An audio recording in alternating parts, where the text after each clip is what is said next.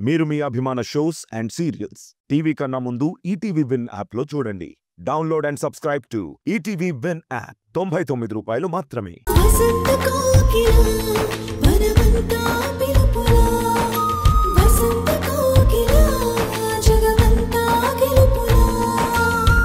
నేనే మా అమ్మకి ఫోన్ చేసి రమ్మన్నానా? ఆ మాట నేననలేదే. అనకపోయినా అర్థం అదే కదా. ఎందుకు కావేరి ఏం మాట్లాడినా మాట్లాడకపోయినా తప్పుగా అర్థం చేసుకుంటావు? అవును మరి, నేనొక పల్లెటూరు మొద్దుని.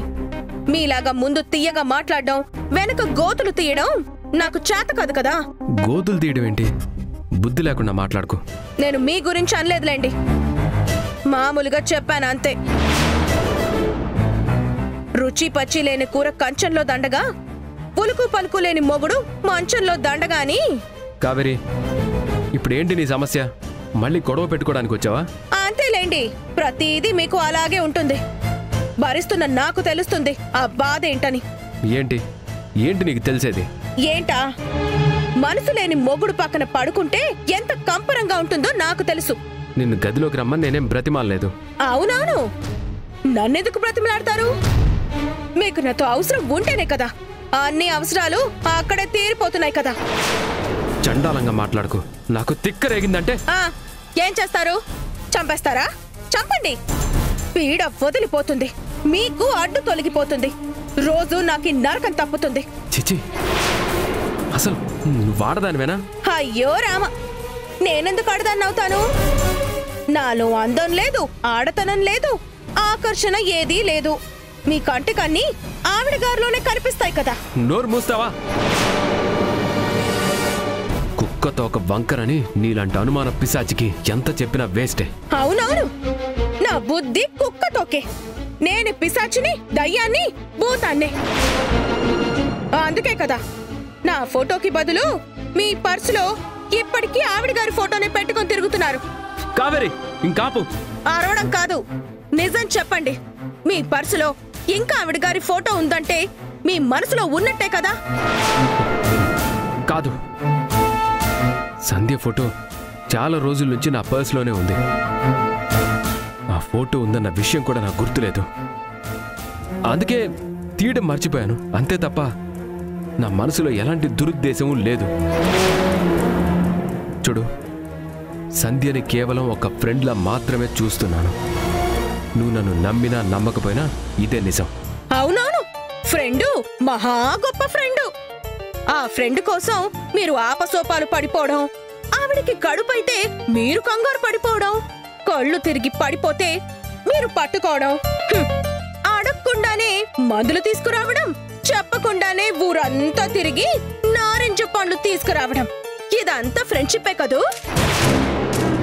మాటకి ముందు సంధ్య, మాట తరువాత సంధ్య. ఉదయం లేచినప్పటి నుంచి రాత్రి పడుకునే వరకు ఆ పేరు తప్ప వేరే జపమే లేదు. చెచ్చే, దీనంతటికి ఫ్రెండ్షిప్ ముసుగొకటి. ఎవరికి తెలియని బాగోతాం, ఇంకా ఎవరి కళ్ళు కప్పాలని మీ నాటకం. కావేరి, ఆరవకండి. మీ అరుపులకి భయపడేవాళ్ళు ఎవ్వరూ లేరిక్కడ. మా మామయ్య ఎర్రి బాగులోడు కాబట్టి మీరిద్దరూ ఒకప్పుడు మొగుడు పెళ్ళాలని తెలిసినా గుడ్డి నమ్మకంతో ఒకే ఇంట్లో పెట్టుకున్నాడు. ఆ బాగోతం ఇంకెన్నాళ్ళో నేను చూస్తాను. చూస్తూనే ఉండు. నీ అనుమానపు జబ్బుతో అందరి సంతోషాన్ని, జీవితాల్ని నాశనం చేస్తూనే ఉండు. సంధ్య, ఆకాష్ మాటలు కాదనలేక బుద్ధి తక్కువే నీ మెడలో తాలి కట్టాను. ఇప్పుడు అనుభవిస్తున్నాను. అనుభవించేది మీరు కాదు, నేను. మీకే పూల రంగడ్లా తిరుగుతున్నారు. నా బ్రతుకే అటు గుడికి ఇటు జడకి పనికిరాని పువ్వు అయిపోయింది. నిజాలు దాచిపెట్టి అందరూ కలిసి నా బ్రతుకుని నాశనం చేశారు. చిచ్చి, ఇలాంటి బ్రతుకు బ్రతకడం కన్నా చావడం మేలు. అంతా నా కర్మ, నా తలరాత. కావేరి, అల్లుడు గారు ఆఫీస్కి వెళ్ళడానికి రెడీ అవుతుంటే వెళ్ళి టిఫిన్ పెట్టకుండా నువ్వేంటే ఆ ఫోన్ చూసుకుంటున్నావు? నేను పెట్టకపోతే మీ అల్లుడు గారు తినరనుకుంటున్నావా ఏంటి? వడ్డించడానికి ఉంది కదా నా సవతి, ఆవిడ పెడుతుందిలే. కావేరి, ఏంటా మొండితనం? మొగుణ్ణి ప్రేమగా దారికి తెచ్చుకోవాలి కానీ ఇలా అలిగి సాధించి ఏం ప్రయోజనం ఉండదమ్మా. ఇదిగో రాత్రి కూడా ఇలాగే నీతి పోదలు చెప్పి పంపించావు. ఏమైంది? పెద్ద గొడవై దూరం ఇంకా పెరిగింది. పొద్దే తల్లి, మీ మధ్య దూరం సంధ్య దగ్గరవ్వడానికి అవకాశం కాకూడదు. ఇది మరీ విడ్డూరంగా ఉంది. కొత్తగా సంధ్య దగ్గరవ్వడం ఏంటి? వాళ్ళ బంధం చాలా పాతది, గట్టిది. ఈ తిక్క మాటలే వద్దనేది. ఇప్పుడేం చేయమంటావమ్మా?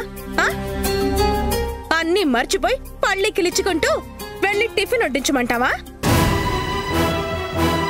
సంధ్యతో ఎన్ని సరసాలాడినా, ఎంత నవ్వుతూ మాట్లాడినా నా మొగుడు మంచోడు, నా కంటికి కనిపించేదంతా భ్రమ అని నన్ను నేనే మోసం చేసుకోనా? చెప్పు.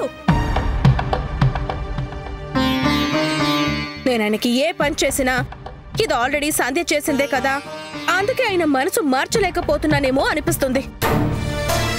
ప్రేమలో ముద్దు ముచ్చట్లు నేను సెకండ్ హ్యాండ్ అని గుర్తొస్తుంటేనే ఒళ్ళంతా తేళ్లు జరులు పాకినట్టు కంపరంగా ఉంది. ఇంకా చెప్పాలి అంటే ఎందులోనైనా దూకి చావాలనుంది. చాలు ఆపు. చేస్తే ఎవరికి నష్టం? వాళ్ళకి అడ్డు తొలగిపోయి సంతోషంగా ఉంటారు. చచ్చేది నువ్వు, కడుపు శోకంతో నేను. అమ్మా, అమ్మని కాబట్టే చెప్తున్నాను. పనికి మాలిన వీడియోలు చూసి ఎవడో ఏదో చెప్తే పిచ్చి పూజలు చేసి కడుపు రాలేదని బాధపడ్డం ఎంత తప్పో, పిచ్చి ఆలోచనలతో పట్టరాని కోపంతో మొగుడికి దూరంగా ఉండడం కూడా అంతే తప్పు. ఇప్పుడు అల్లుడి దగ్గరికి నువ్వు వెళ్ళి టిఫిన్ వడ్డించలేదనుకో ఏం జరుగుతుంది? సంధ్య టిఫిన్ వడ్డించు అంటాడు. సరే అని సంధ్య అన్ని వడ్డిస్తుంది. అవును, అదే కదా జరుగుతుంది. ఇదేం కొత్త కాదు కదా. అవునా? అయితే వాళ్ళిద్దరిని హ్యాపీగా ఉండనివ్వు. నువ్వెప్పుడు ఏడవకు. అమ్మా, నువ్వు కూడా ఇలా మాట్లాడతావేంటి? మరేం చేయనే పిచ్చి తల్లి. ఈ అమ్మ మాట నీకు అర్థం కావటం లేదు. నువ్వు దూరమైనా కొద్దీ సంధ్య అల్లుడి గారికి మరింత దగ్గరవుతుంది. అలా జరగకూడదు అంటే నువ్వే ఓపిగ్గా నీ భర్తని నీ వైపు తిప్పుకోవాలి. కోరి పెళ్లి చేసుకున్న తర్వాత ఇప్పుడు గొడవ చేస్తే మీ మావయ్య కూడా నిన్నే తప్పు పడతాడు. అందుకని వాళ్ళు చేసే పనులకి గుండె రగిలిపోతున్నా సరే మొహంలో నవ్వు పులుముకోవాలా? అవునమ్మా, నీకిష్టం ఉన్నా లేకపోయినా అదే చెయ్యాలి. అయ్యో అమ్మా, నా బాధ నీకు అర్థం కావడం లేదు. కళ్ళు మూసినా తెరిచినా సంధ్య అయిన భార్య అన్న నిజం గుర్తొచ్చినప్పుడల్లా భరించలేకపోతున్నాను. ఆయన స్పర్శనే కాదు, చూపు కూడా తట్టుకోలేకపోతున్నాను. మీ అమ్మనే నేను. నీ బాధ నాకు అర్థం కాదని ఎలా అనుకుంటావు? ఈ ఒక్క విషయం తప్ప అల్లుడి గారిలో ఏ లోపం లోటు లేదు. సూర్య స్నేహానికి విలువిచ్చి మీ మామయ్య కంపెనీలో సగం వాటా ఇచ్చాడు. అంటే అల్లుడు గారు ఇప్పుడు కోటీశ్వరుడు, నువ్వు కోటీశ్వరుడి భార్యవి. తిండికి కష్టపడ్డ రోజుల నుండి 3 పూటల పంచభక్ష పరమాన్నాలు తినే స్థాయికొచ్చావు. అది కాపాడుకో. నీ మొండితనంతో మూర్ఖత్వంతో అల్లుడి గారిని దూరం చేసుకుంటే ఏం జరుగుతుంది? అన్నీ నష్టపోతావు. చూడు, మొగుణ్ణి దారికి తెచ్చుకోవాలంటే ఇష్టం ఒకటే కాదు, లౌక్యం కూడా కావాలి. అల్లుడి గారిని ప్రేమతో అర్థం చేసుకుని దగ్గరికి రానివ్వు. అంతకు మించి నీ సమస్యకు పరిష్కారం లేదు. పద, కిందికి వెళ్దాం రా.